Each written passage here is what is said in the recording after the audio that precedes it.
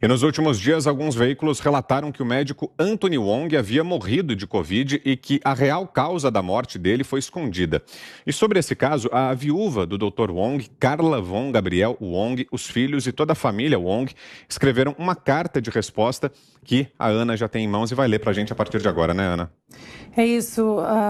Antes de mais nada, né, nossa solidariedade à família Wong aí que está sendo desrespeitada, né, a memória do Dr. Wong, um grande pediatra, um grande médico aí também, memória sendo desrespeitada no momento onde a família, né, está tentando recuperar da morte do Dr. Wong, e a viúva dele, a família, eles mandaram uma carta aqui com exclusividade para os Pingos nos Is, e a carta diz o seguinte: carta ao público. Em benefício da verdade e memória do meu esposo Anthony Wong, médico, nascido em 1947 na China, naturalizado brasileiro, professor da USP, diretor do CEATOX e um homem que colocou o seu amor pela medicina acima de tudo, escrevo essa carta ao público. Desde o início da pandemia, Anthony trabalhava incessantemente, juntamente com outros cientistas, em múltiplos encontros, aulas e palestras. Apesar de seus 73 anos e de ser do grupo de risco devido a uma bronquite asmática, optou por continuar trabalhando e atendendo seus pacientes normalmente em seu consultório, muitas vezes até tarde da noite. Defendeu suas ideias, sempre embasado em estudos internacionais publicados. Dia 14 de novembro de 2020, jogou tênis, um esporte que adorava, e quando, aproximadamente 3 dias depois, apresentou mais um quadro de asma associado à dor abdominal, me pediu para levá-lo ao pronto-socorro para exames. Nessa ocasião, foi feito um teste para a Covid, cujo resultado foi positivo, mas ele não acreditou, já que em abril teve um quadro gripal fortíssimo. Mesmo assim, ele pediu que começassem os tratamentos imediatos com a hidroxicloroquina, ivermectina e azitromicina e avisou aos médicos da Prevent Senior que gostaria de dar a notícia pessoalmente numa live, já que os médicos lhe deram previsão de alta em 14 dias. Na realidade, o tratamento não foi precoce, visto que ele já apresentava alguns sintomas há dias. Nos dias seguintes, teve uma piora importante e acabou sendo entubado no dia 21 de novembro de 2020, de madrugada.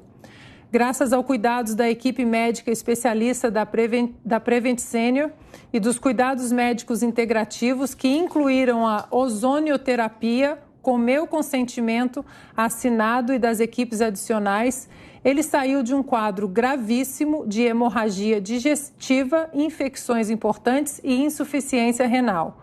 O Anthony evoluiu tão bem, andava e fazia fisioterapia e alimentava-se normalmente, que teve alta hospitalar prevista para se dar entre o dia 25 e 26 de dezembro de 2020. Seguindo o aconselhamento dos médicos responsáveis, achamos por bem deixarmos o hospital só após o feriado de Natal. Entretanto, quis o destino que o meu marido tivesse uma infecção iniciada no dia 26 de dezembro e o seu quadro mudou completamente, evoluindo para uma infecção generalizada, indo a óbito em 15 de janeiro de 2021. A falta que ele nos faz é de um tamanho infinito. A memória dos seus grandes feitos e entusiasmo pela vida fazem com que tenhamos agora força para nos levantarmos contra as injustiças e iniquidades que hoje assistimos contra ele e seus colegas que tanto o ajudaram. Estamos avaliando tomar algumas medidas jurídicas cabíveis, pois, pelo Conselho Federal de Medicina, o prontuário médico é considerado particular e privativo do paciente e de sua família. Ver partes do seu prontuário levianamente exposto movimentou o meu coração para que pudéssemos dar voz ao querido Anthony, que jamais se calaria frente a tamanha atrocidade, desrespeito e falta de ética. Falo em meu nome, dos meus filhos e de toda a família Wong. A partir de agora, me calarei dentro da minha dor, não falarei para a mídia e espero poder contar com a compreensão e respeito a esta minha posição. Agradeço a Deus por ter conhecido e convivido com este ser humano incrível. Obrigado, Anthony. Descanse em paz. Com amor, Carla Von Gabriel Wong, filhos e toda a família Wong. Augusto. O pessoal perdeu o respeito completamente aí por quem sofreu perdas, por quem lutou contra a Covid, por quem sempre perseguiu uma solução para o problema, né? O Brasil está se tornando um viveiro de gente cruel, né? Que desrespeita todo mundo. Eu vi comentários sobre o Luciano Hung, sobre o Dr. Wong, que são absolutamente desrespeitosos, né? Gente que se diz defensora do povo, né? Esse pessoal não tem afetos reais, são incapazes, né, de sentir alguma coisa boa, né, em relação a alguém. Eles são absolutamente frios. Para atingir os seus objetivos, eles atropelam todas as normas aí que fazem um mundo normal, né, um mundo civilizado. Eles são primitivos, esses caras. Eles gostam de celebrar a morte, né, e ficam exumando cadáveres aí para castigá-los.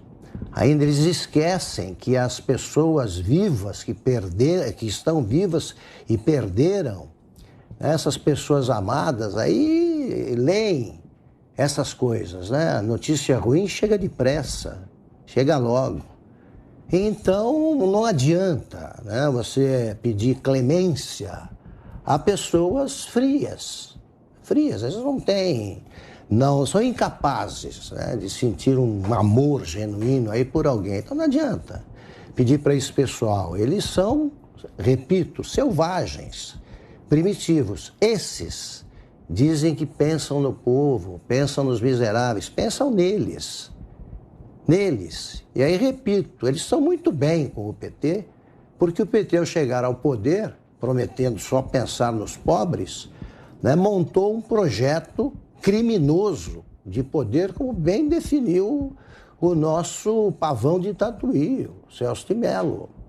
Ele fez essa definição e depois ajudou a absolver. Então, voltando aos que comentam essas coisas, aos que fazem esse tipo de ataque, quer dizer, isso sim é violação de cadáver, né? Exploração de cadáver. Agora, estou falando essas coisas me dirigindo aos brasileiros com mais de 5 neurônios, aos brasileiros normais. Não adianta você tentar convencer com argumentos lógicos pessoas que acham, por exemplo, que o Lula não cometeu nenhum crime, né? Não são pessoas normais. E os anormais só podem agir dessa maneira.